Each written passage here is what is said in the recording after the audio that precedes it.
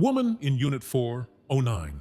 3 months ago, I moved into the Pine Crescent Apartments, one of those budget-friendly places with paper-thin walls and a laundry room that always smells vaguely of mildew. I'd just gotten out of a long relationship and needed a fresh start. The complex was nothing special, but the price was right, and I liked the view from the 4th floor. I was in Unit 407. The hallway was usually quiet, except for the couple in 408 who fought loudly every other night and made up just as passionately. But 409 was different. For the first 2 weeks, I didn't think anyone lived there. The windows were always dark. The blinds never shifted. No sounds, no footsteps, no sign of life. Then, on a Sunday night, I saw her. I'd come back late from work, close to midnight.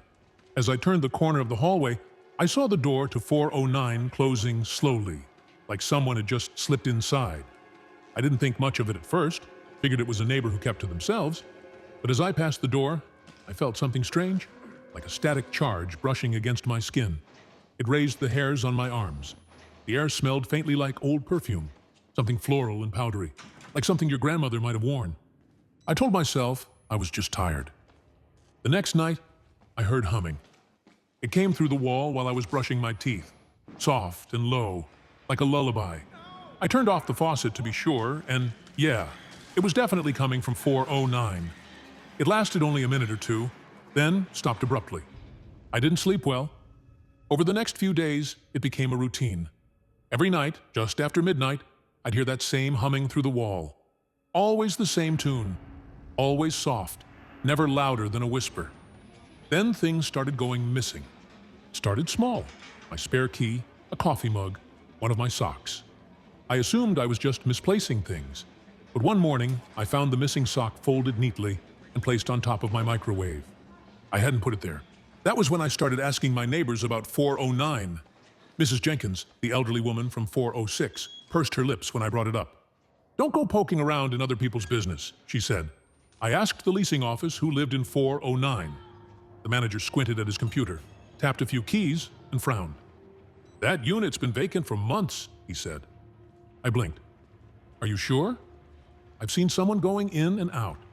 He shook his head. "Nope. Last tenant broke lease in January. It's locked up. No one should be in there." I didn't argue, just left quietly. That night, the humming came back, louder this time. I pressed my ear to the wall. It wasn't just humming anymore. I heard footsteps, slow and dragging. Then a soft knock, 3 times, steady and deliberate, on the wall opposite mine. My heart raced. I knocked back, hesitantly. Nothing. Then I heard my name. It was whispered, almost too soft to catch. "Erin." I froze.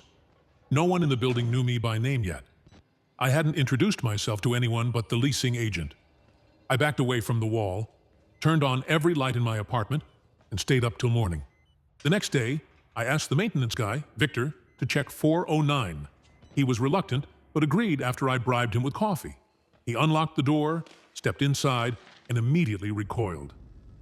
"What the hell?" he muttered. The air was thick and stale, like it hadn't been opened in years. Dust coated everything. But here's the weird part.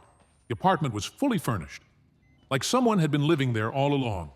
There were clothes in the closet, food in the fridge, long expired, and a half-burned candle on the coffee table. Victor called the office. They told him to change the locks immediately. I asked if I could take a photo. He just shook his head. "Don't get involved, miss. Trust me." That night, the humming stopped. For a week, it was quiet. Peaceful even. I thought maybe whatever had been going on was over.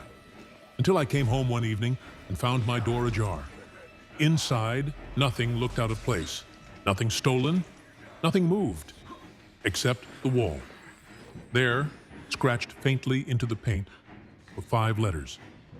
409E. I stared at it, my stomach turning. I hadn't written that. No one else had access to my apartment. That night, I dreamed of her. She was standing at the end of my bed, head tilted slightly, eyes wide and unblinking. Her lips moved, but no sound came out. Then she turned and walked through the wall, disappearing into 409. I woke up screaming. I tried to leave the next morning. Packed a bag, booked a hotel. But my car wouldn't start. When I called for a tow, The mechanic said someone had tampered with the engine. I took a cab. From the hotel, I emailed the leasing office. No reply. I called 5 times. No answer. Then I got a letter under my hotel room door. No name, no address, just a note. She's not done with you yet. I didn't sleep at the hotel. I couldn't. Every time I closed my eyes, I saw her, standing in the corner of the room, just watching me. Her face never changed. Pale, hollow, like she wasn't angry or sad, just waiting. I tried staying with a friend, but after 2 nights, she begged me to leave. Said I talked in my sleep. Said I kept calling out to someone named Eleanor. I don't know any Eleanor. When I finally went back to my apartment, everything looked normal. My plants were somehow still alive. My neighbor's dog barked when it saw me, like always. But when I passed by Unit 409, the door was open, wide open. Inside was pitch black. I stood there, frozen. Part of me wanted to walk past, pretend I didn't see anything. But some deeper part, some dangerous, curious part, pulled me closer. I stepped inside. It was colder than I remembered. The smell was stronger now, decay and perfume. The furniture hadn't moved. A single candle burned on the coffee table, though I hadn't lit it. I should have turned and run. Instead, I sat down. Something shifted in the hallway behind me. A soft footstep, then another. I turned slowly, and there she was, the woman from my dreams. She didn't speak, just stared. Then she pointed at the floor. I looked down. Etched into the floorboards were dozens of names. Some scratched in with keys or nails, others written in faded ink. At the very center, one name was freshly carved, Erin. When I looked up again, she was gone. That night, I didn't go back to my place. I sat in a diner until the sun came up, drinking stale coffee and trying to figure out what the hell was happening to me. I went to the city archives the next day, asked about Pine Crescent Apartments. The woman at the desk raised an eyebrow and typed something into her computer. That place used to be a boarding house, she said. Shut down in the 70s after a string of disappearances. Always room 9. Same story, every time. She printed something for me, a newspaper clipping. The headline read, "Woman vanishes from boarding house. Last seen in room 9. The woman's name? Eleanor Harper. I left and never went back. 2 weeks later, the building burned down. They said it was an electrical fire.